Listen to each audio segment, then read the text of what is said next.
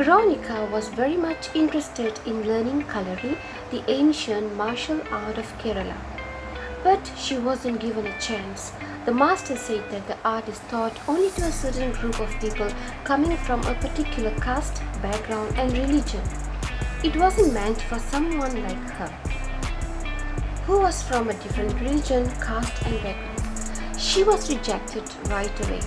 She felt so embarrassed and humiliated. After some time, she decided to do it the wrong way. She had no choice. The cringe people around her left her with no choice. She went to another master from a different town where nobody knows her. She lied. She lied about her background, caste, and religion. She also offered some extra money to the master. Once money is in the system, she was immediately accepted. The rituals were not as strong as money as she expected. After a few years of mastering the skills, she came back to the hometown. She wanted to open a school for those who wanted to learn Kalari. She started getting good responses from the people around, but some people started giving her lots of problems.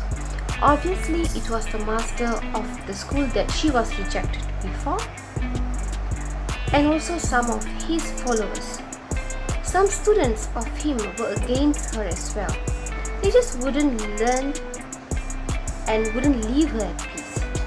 But it wasn't something that she didn't expect. But what actually made her really angry was this man called Shankar, who was so much against her. She didn't understand why. What was his reason? He was not a Kalari master. He was not a Kalari student. He was a well-known politician and someone who has lots of money. What was his problem with her?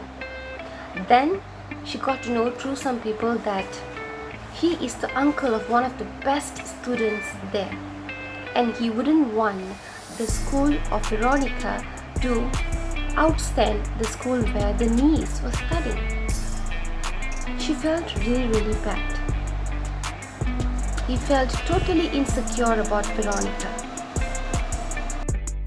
He used the same old caste and religion issue to bring her down, to stop her from growing, to make her somehow rather depressed and close the whole school. But Veronica didn't give up. In fact, she thought that she must teach this man a lesson first. Coincidentally, a competition was organized by the state government, a proper Kalari competition. Veronica, of course, was chosen to be one of the competitors. There were many other competitors. Among them were the master who rejected her before, some of his students, and many others. She won the competition. She received recognition from the government. She was very happy. She told the state authorities about her problems and they helped her to sort it out. Most importantly, she suggested for the authority to have a committee that can take care of the well-being of her school and other schools as well, and also the students.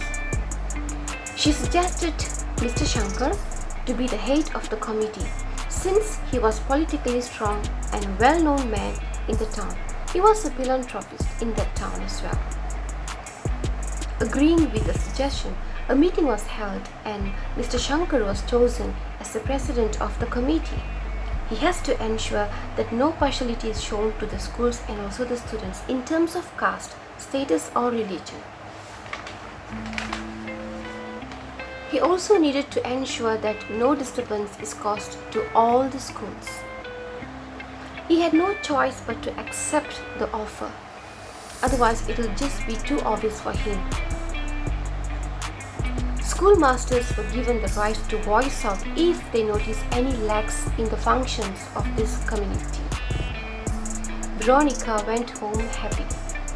One way to win our haters is by making them function for you. There is no need for verbal arguments or revenge. Time takes its own revenge. Always. All we need to do is to put our hard work, wait and watch.